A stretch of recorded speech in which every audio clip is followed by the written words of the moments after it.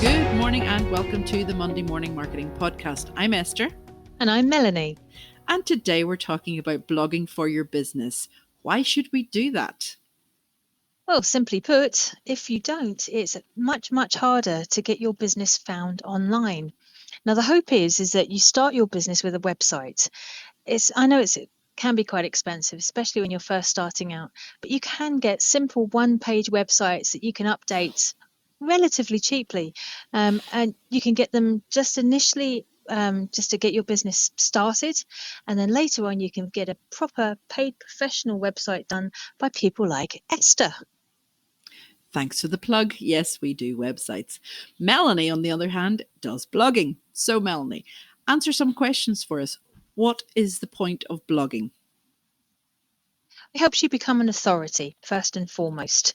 If you can actually put in writing what your knowledge is about and kind of make it as general as possible to appeal to a wider audience, then you've got a greater chance of attracting people, sales from it. I mean, everybody has to think of a sales funnel.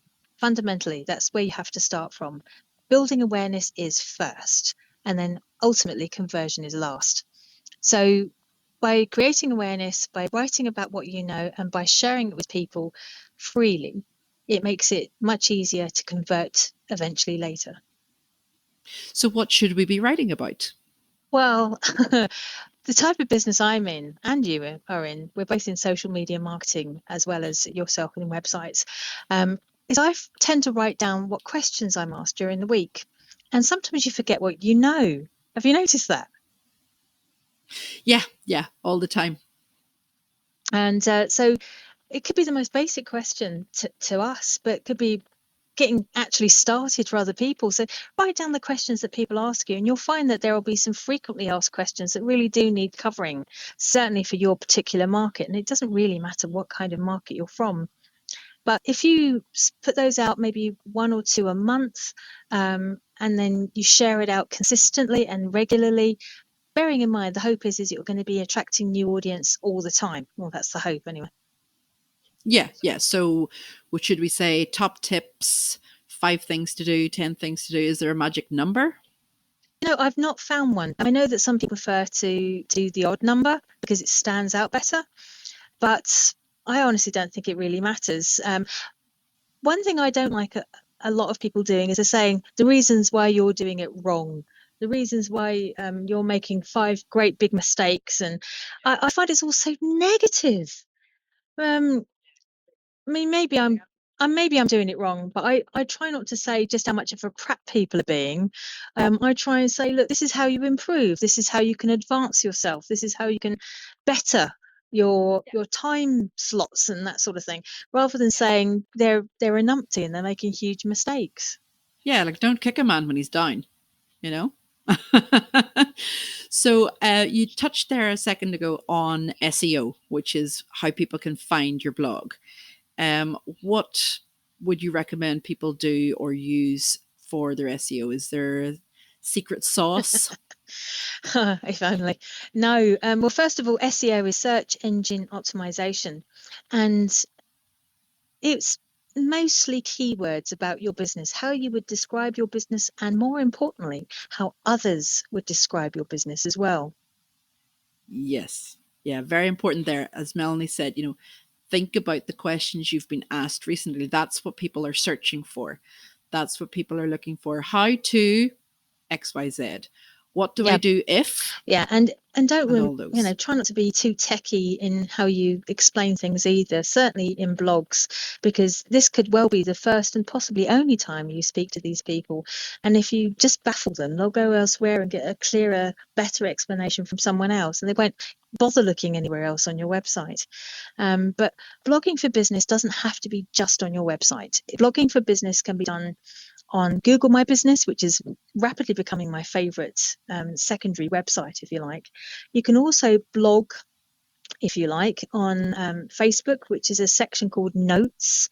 And unlike your Facebook newsfeed, which scrolls slowly down each time you add a new post, there's a section called Notes that you can add onto your template, and it will keep your blog posts, if you like, for want of a better word, much more discoverable in the Notes section on your Facebook page, on your business pages. Yeah, that's a good tip for people. What yeah, about on so- LinkedIn? Because you can write articles there. Yes, there is the articles that you can write on LinkedIn. I find that they're not as easy to find again as it is in Notes on Facebook. But one hugely good thing about LinkedIn is it's updated daily. So every time you put up fresh content, it is notarized and found and SEO'd every single day by Google, and that means that your content gets found far more easily. Yeah, that's good. And also guest blogging. Like Melanie, you would write blogs for other websites as well. Yes, and yes, I am going to plug them, Esther. Thank you for the cue there. So I do write for Irish Tech News, and I do write for Startup Mindset, and I do write for Women's Inspire Network as well. And they're great. Great people to write for, to be honest with you. Startup Mindset is an American one. Women's Inspire is based here in Ireland, in the Republic of Ireland, and Irish Tech News. Oh, it is. And Irish Tech News, although it's called Irish Tech News, is actually rapidly becoming European.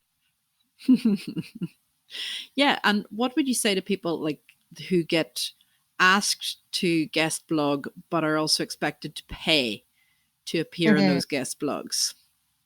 It very much depends. Sometimes it is worth doing, but you need to do your research first. You need to find out who their audience is, how they're going to be plugging you, because the whole point you're paying is for them to pay, to promote you afterwards. If they're not going to promote you and they can't give you a concise enough breakdown of the audience that, the people that are going to be visiting your website, there's absolutely no point doing it. And I have been stung by that before in my youth. Yes. Before we get all the experience behind us, we have to have a few fatalities along the way and a few failures along the way. Happens. But we learn from it does them. Happen. Yeah, it does. But there are, you have to be aware of, there are scammers everywhere online, unfortunately, and just be careful of who you're getting into bed with, so to speak. But there are tools that can help you if you're not using other people's websites, although they are valuable backlinks. I won't lie, some of them can be fantastic backlinks. Some of the tools that I use for my blogs, because let's face it, I don't know how long it takes you to blog, but it could take me days to write a decent blog post, 1,500 words, 2,000 sometimes. And you sweat over that and then you share it. And then some people never share it again, ever. Which is bonkers. Yeah. So it's really mad. Get into the habit of using tools like Missing Letter, which shares it for you. It is a paid for platform, granted. Then you can put it on Post Planner. You can put it on QUU Promote. You can put it on Buffer. I mean, they're all paid for areas. Or alternatively, if you're disciplined enough, you can share it out for free on Hootsuite. You can have up to 3 platforms completely free on Hootsuite, and you share the link using a Bitly link, which is free. And then you can use the Hootsuite analytics, but I personally prefer the analytics on Bitly. I find them easier to read. And then you can understand where it's been shared, who it's been shared by, even the genders. Yeah.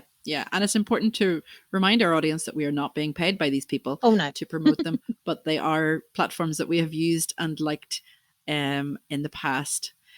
So closing up, what would be your top tips for somebody who's just starting out in blogging? Write a list of the next 12 months of seasonal blog titles that will be useful. Also try and think of how you can answer people's questions. Make sure it's clear enough that their future queries are answered, and make sure you share it afterwards, please. Yeah. And one more question. How often should people blog? Absolute minimum once a month. Absolute minimum. But if you're writing for other people like I am, then it's like once a month with each of them. Daily. So you're daily writing essentially, something down. Well, this turned into more of an interview to you than a chat between us. But Melanie is the go-to person when it comes to blogging and getting your blogs found online. And it was because of all her blogging that she did before that she was found by Irish Tech News and asked to collaborate. So, I mean, keep up the good work, Melanie, and thanks for all your top tips for our audience. We'll be back next week for another episode of the Monday Morning Marketing Podcast. Stay safe, everyone. Bye.